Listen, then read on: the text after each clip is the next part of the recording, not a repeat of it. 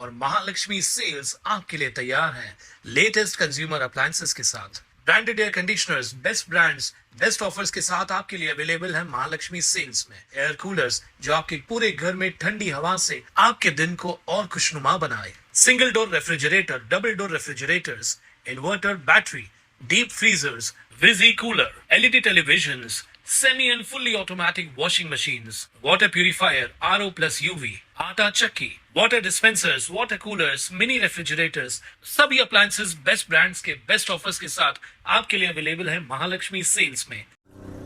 आदरणीय या राज्याचे उपमुख्यमंत्री एकनाथ शिंदे साहेब यांच्या कामावर आज पुन्हा एकदा शिक्कामोर्तब झालेला आहे।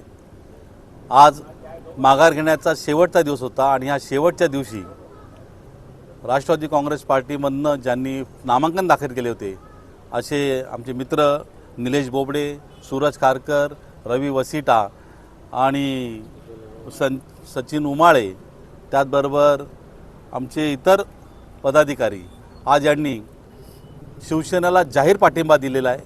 मला वाटतं प्रभाग क्रमांक 15 मध्ये ही विजयाची पहिली नांदी आहे। त्यामुळे मी ह्या सगळ्यांचं स्वागत करतो। खरं म्हटलं तर पूर्वाश्रमीचे सगळे शिवसैनिक मध्यंतरच्या काळामध्ये जरा वेगळे झाले होते, परंतु आता त्यांनी पुन्हा एकदा या निवडणुकीमध्ये सगळ्यांनी एकत्र येऊन काम करायला ठरवलं।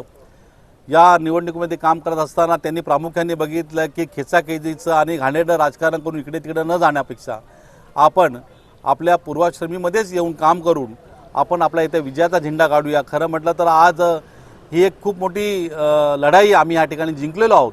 कारण या लोकांनी जेव्हा सगळं ह्या बेरजेचं राजकारण बघितलं तेव्हा कुठेतरी आपण मागे तर पडणार नाही ना, म्हणून आपण सगळे एकत्र येऊन आपण काम करूया म्हणून आज या सगळ्यांनी नामांकन आपलं परत घेतलेलं आहे। आमचे मित्र या ठिकाणी दुधानीजी पण आहेत, या ठिकाणी आमचे सगळे पदाधिकारी आहेत, कमलेशजी निकम आहेत, चेनानी आहेत, राजा गेमनानी जे आहेत, या सगळ्या लोकांनी आज ह्या ठिकाणी ह्या सगळा हा जो ह्या पदाधिकाऱ्यांचा जो मान सन्मान होता की त्यांना जे काय पद्धतीने त्यांना सांगायचं होते ते सगळं सांगून त्या लोकांनी आम्ही सांगायच्या अगोदरच आम्ही तुम्हाला समर्थन देतो म्हणून सांगितलं। तर मी ह्या सगळ्या आमच्या पदाधिकाऱ्यांचं खूप खूप स्वागत करतो। ही भूमिका घेण्याची वेळ आली तुमच्या? बघा, आज पूर्ण महाराष्ट्रात भाजपच्या कार्यकर्त्यावर अन्याय झालेला आम्ही सर्व टीव्ही चॅनल बघतोय। तसाच अन्याय माझ्यावरती व माझ्या प्रभागातील सर्व कार्यकर्त्यांवरती झालेला आहे। कारण की गेले अनेक इलेक्शन पुढे गेले, कोरोना काळात अनेक वर्ष समाजात लोकांनी नवीन युवा पोरांनी काम केली, 10 ते 12 वर्ष सगळ्यांनी कामं केली। त्यात अशा लोकांना तिकीट देण्यात आलं की जो आमच्या पक्षाचा नाही। अडली 10 दिवसापूर्वी जो आमच्या पक्षात आला आणि त्या पक्षातल्या माणसाला 288 मतं होती आणि गेल्या टायमाला माझ्या बहिणीला पहिल्यांदा उभा असताना सुद्धा 5,500 मतं होती। असा भेदभाव करत भारतीय जनता पार्टीने माझ्या आणि माझ्या परिवारातील माझ्या भाजपा परिवारातील जे माझ्या भाजपा परिवारामध्ये होते सगळे कार्यकर्ते त्याच्यावर अन्याय केलेला आहे। आणि हा अन्याय मोडण्यासाठी आम्ही सर्वांनी एक निष्ठा एक मूठ बनवली आणि राष्ट्रवादी काँग्रेस पार्टीमध्ये त्यांची तिकीट मिळवून आम्ही फॉर्म भरला होता। पण आज केव्हा समीकरणं बघितली प्रभागातली, त्या प्रभागातल्या समीकरणामध्ये हे कळालं की आमच्या आपसात भांडणं करून ज्यांनी आमच्यावर अन्याय केला आहे, ज्यांनी आमचं करिअर खराब केलं आहे, त्याची एक झेंडा उंचू शकतो म्हणून आम्ही सगळ्यांनी एका स्थानावर येऊन हा निर्णय घेतला की आज आम्ही राष्ट्रवादी काँग्रेस पार्टीचा फॉर्म हा माघार घेतलेला आहे आणि आम्ही सगळ्यांनी मिळून माननीय एकनाथजी शिंदे साहेब, माननीय श्रीकांतजी शिंदे साहेब यांना प्रभाग 15 मध्ये पाठिंबा देत आहोत हे मी जाहीर करतो। जय हिंद। धनंजय बोडारे जे भाजपाचे उमेदवार आहेत या प्रभागामधून, त्यांचा पराभव करण्यासाठी ही सगळी व्यूहरचना आहे तुमची?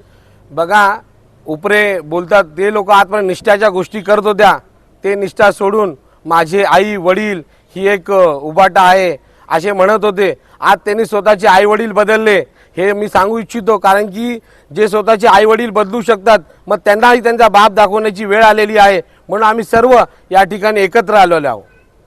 तुम्ही भविष्यात शिवसेनेत प्रवेश करणार का?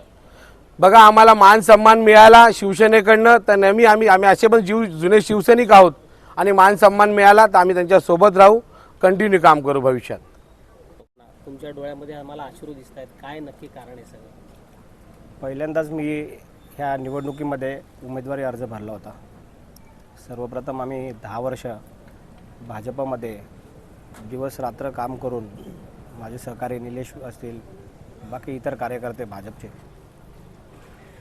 कुठंतरी भाजपने कार्यकर्त्यांचा विचार करायला हवा होता, त्यांनी तो केला नाही. आणि जो अन्याय आमच्यावर केला होता त्या अन्यायाला वाचा फोडण्यासाठी आम्ही एक निर्णय घेतला होता की आम्ही राष्ट्रवादी काँग्रेस पार्टीकडून उमेदवारी अर्ज दाखल केला होता. खरं तर आम्ही त्यांचीही क्षमा मागतो की त्यांच्याही आम्ही कुठेतरी आम्ही उमेदवारी मागे घेतली, त्याच्यामुळे भावना दुखावल्या असतील. पण परिस्थिती आणि विजन, शिवसेनेचं विजन आणि आमचं विजन एकच, 15 नंबरचा विकास आणि 16 नंबरचा पण विकास. आणि 100% 15 नंबर 16 नंबर पॅनलमध्ये जीवाचं रान करून आम्ही ही निवडणूक शिवसेनेच्या पारड्यात पाडणार. ओके. म्हणजे तुम्ही दोस्तीच्या गठबंधनला समर्थन दिलं? मनापासून, तनापासून. जसं आम्ही स्वतःच्या निवडणुकीसाठी साम दाम दंड भेद वापरण्याची आमची तयारी होती. आता यांनी आदेश देऊ नाही देऊ, आम्ही आमच्या मनाची तयारी केलेली आहे. आम्ही स्वतः आता ह्या मैदानात कॅन्डिडेट म्हणून उतरणार आहे. कारण की ज्यांनी अन्याय केला आहे ते मजेशीर फिरत आहेत. आता त्यांना त्यांची जागा दाखवायची वेळ आलेली आहे आणि त्यांना त्यांची जागा दाखवल्याशिवाय आम्ही राहणार नाही. ताज्या घडामोडींसाठी स्वानंद न्यूजला सबस्क्राईब करा आणि बेल आयकॉनवर क्लिक करा.